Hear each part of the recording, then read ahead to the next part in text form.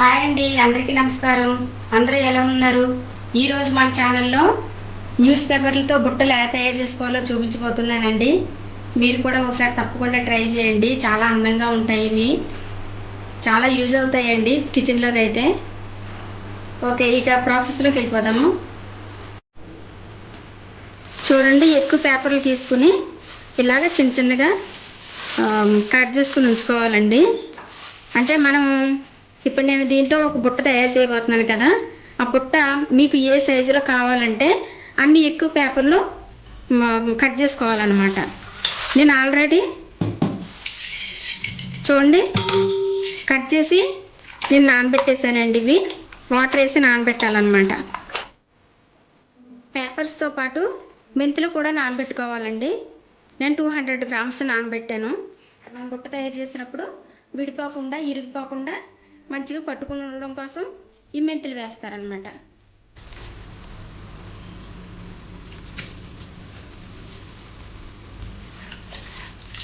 కొంచెం కొంచెంగా వేసుకుంటూ గ్రైండ్ చేసుకోవాలండి. ఎక్కువగా ఒకసారి వేసేయకూడదు.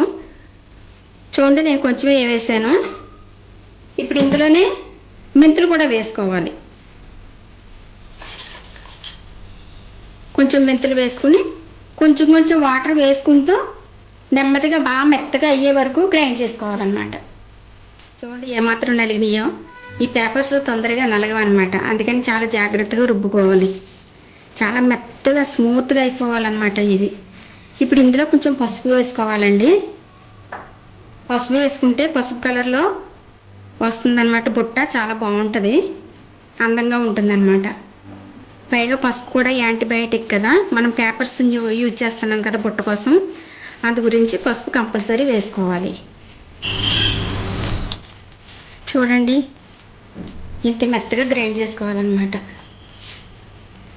మామూలుగా ఒట్టి పేపర్లో అయితే ఇలాగ స్మూత్గా ఉండదు.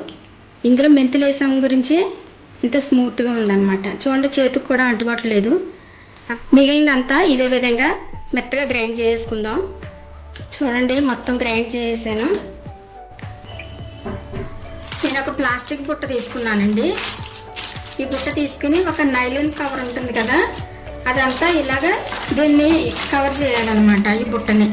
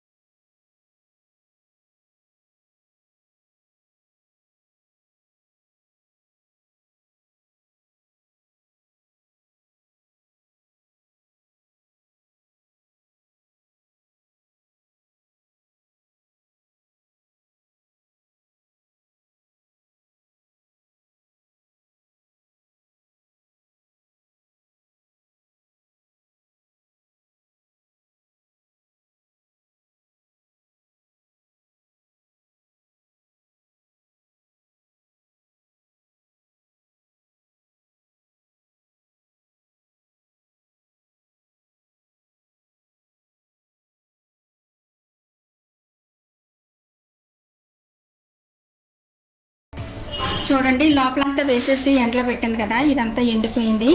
తర్వాత మళ్ళీ బయటవి కూడా వేసేసాను. ఇదంతా బాగా ఆడిపోయింది. చూడండి చూడండి ఎంత గట్టిగా ఉందో. అలాగే ఇది ఒకటే కాదండి, నేను ఇంకో 3 బుట్టలు చేశాను. చూడండి, మనకి ఏ షేప్లో కావాలంటే ఆ షేప్లో చేసుకోవచ్చు. చిన్న గిన్నె కూడా చేశాను నేను. ఇదేమో చిన్న బేషన్ తీసుకుని చేశాను.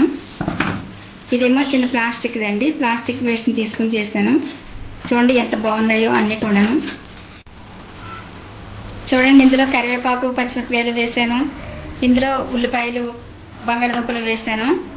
ఇందులో వెల్లుల్లిపాయలు చూడండి ఎంత బాగుందో. ఇందులో చిన్నది కాబట్టి ఇందులో అల్లం వేసానండి. ఇంట్లో న్యూస్ పేపర్లు ఉంటాయి కదండి, మీరు కూడా తప్పకుండా ఇలా చేసుకోండి. చాలా బాగుంటుంది. మన సొంతంగా చేసుకునే వాటి మీద మనకు చాలా తృప్తిగా ఉంటుంది. ఈ వీడియో కనుక మీకు నచ్చినట్లయితే లైక్ చేయండి, షేర్ చేయండి, సబ్స్క్రైబ్ చేయండి. పక్కనున్న బెల్ని అయితే తప్పకుండా కొట్టండి. Thank you.